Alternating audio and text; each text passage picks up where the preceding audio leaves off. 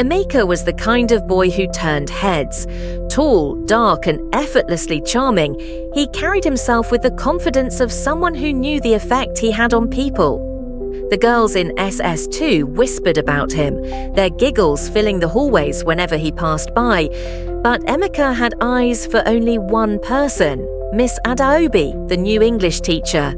Miss Adaobi was everything a man could dream of, elegant, intelligent, and with curves that made even the school uniform she wore look seductive.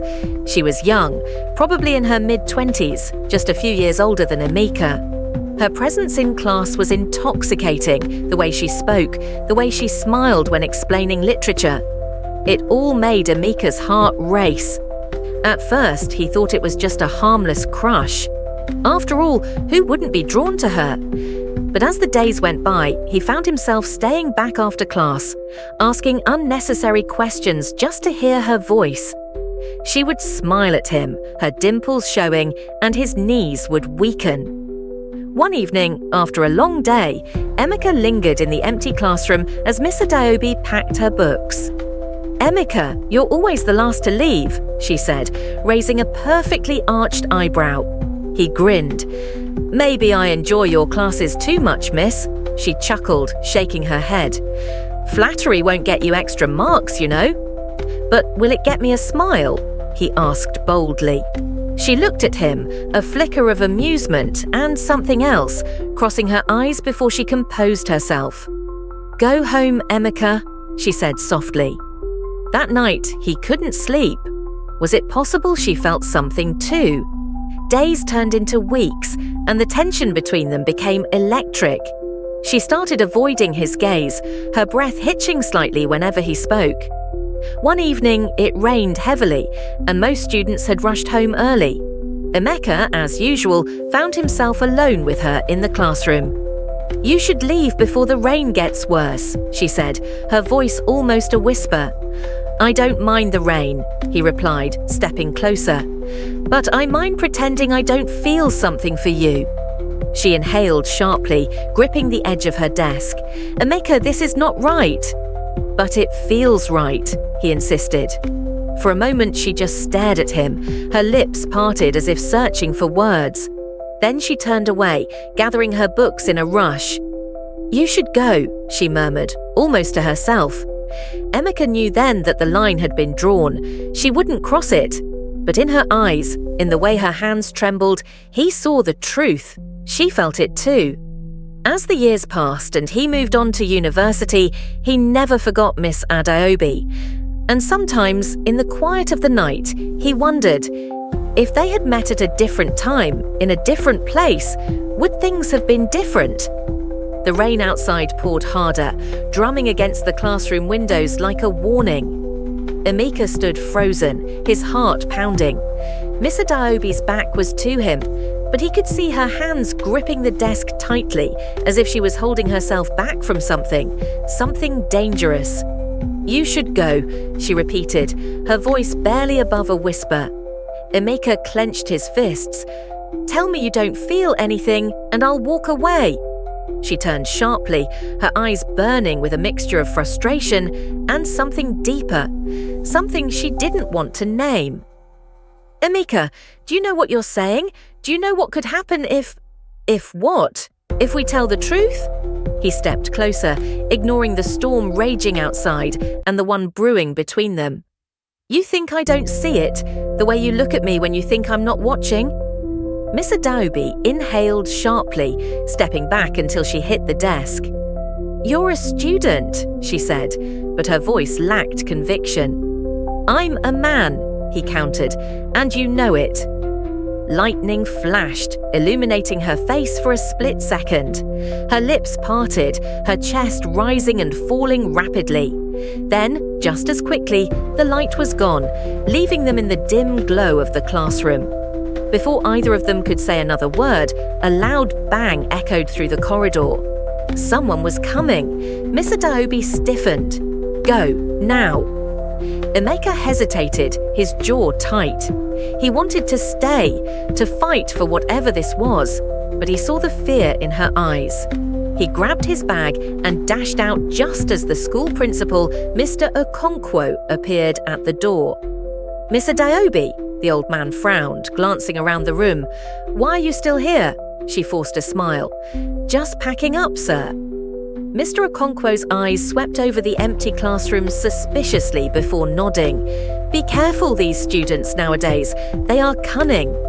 With that, he walked away. Miss Adaobi let out a shaky breath, pressing a hand to her chest. She had just escaped a disaster. Months later, Emeka tried to move on. He focused on his final exams, knowing he had to leave for university soon. But no matter how hard he tried, Miss Adaobi remained.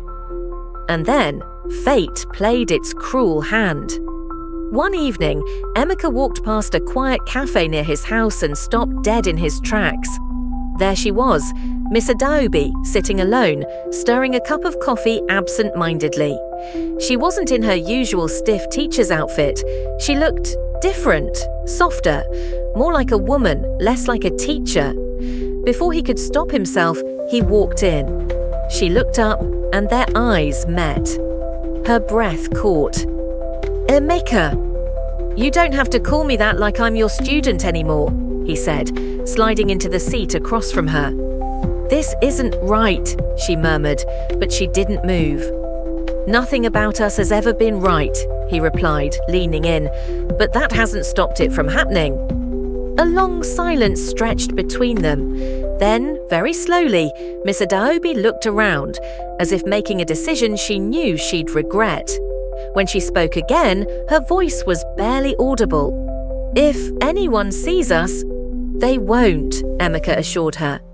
She closed her eyes briefly, then opened them, something raw and dangerous flickering in their depths. And that was the night everything changed. The dim light of the cafe cast soft shadows on Miss Adaobi's face, making her look even more breathtaking. Emeka's pulse pounded in his ears as he watched her grip her coffee cup tightly, as if it was the only thing keeping her grounded. "This is dangerous," she whispered, her voice trembling. "But you're still here," Emeka said, his eyes locking onto hers. A deep sigh left her lips. "I don't know why," she admitted. He reached across the table, his fingers brushing against hers. A shiver ran through her body at his touch. It was just skin against skin, simple, innocent. But the heat between them was undeniable. She didn't pull away. "Tell me to leave," he challenged, his voice low. She swallowed hard. Her lips parted, but no words came out. Instead, she just stared at him, her eyes filled with emotions she was too afraid to name. Emeka smirked. "You can't." She yanked her hand away as if she had just touched fire. "This isn't a game, Emeka. I'm not playing." She exhaled sharply, looking away. "You're just a boy. You don't understand what happens when people find out. I lose everything. My job, my career, my reputation." Emeka leaned closer, his voice barely above a whisper. "And what about what you feel?" Silence, a long, heavy silence. Then, as if something inside her snapped, she suddenly stood up. "Come with me," she said. Emeka's heart slammed against his ribs. Without hesitation, he followed her out of the cafe. The hotel room. The taxi ride was silent, tense. Miss Adaobi sat stiffly beside him, her hands clenched together on her lap. When they finally arrived at a small, discreet hotel, she hesitated at the entrance. "This is crazy," she muttered. Emeka gently took her hand. "Then let's be crazy." Her breathing was uneven as she led him inside. The moment the hotel door shut behind them, everything exploded. Emeka grabbed her waist, pulling her close. Their lips met in a desperate, fiery kiss, one that had been building for months. Miss Adaobi moaned softly as his hands explored her curves, feeling every inch of the woman he had dreamed about. She pushed him against the wall, her lips moving hungrily over his. "This is wrong," she murmured between kisses. "Then why does it feel so right?" he growled, pulling her closer. She didn't answer. Instead, she melted into him, her body pressing against his as they lost themselves in each other.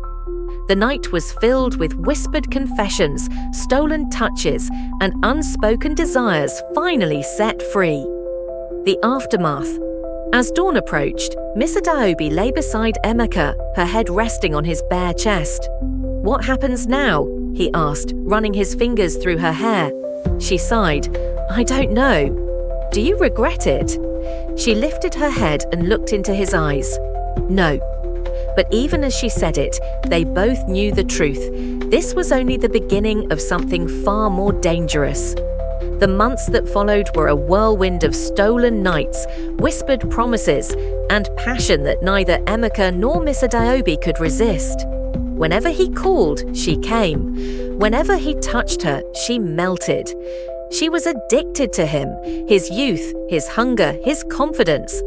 And he was intoxicated by the thrill of conquering the one woman he wasn't supposed to have. 11 times, 11 nights of secrecy, 11 nights of surrender, 11 nights where she let herself believe that maybe, just maybe, this was real. But something had changed, the beginning of the end. It started with unanswered calls. At first, she told herself he was just busy. Exams were approaching, and he needed to focus. But then he stopped waiting.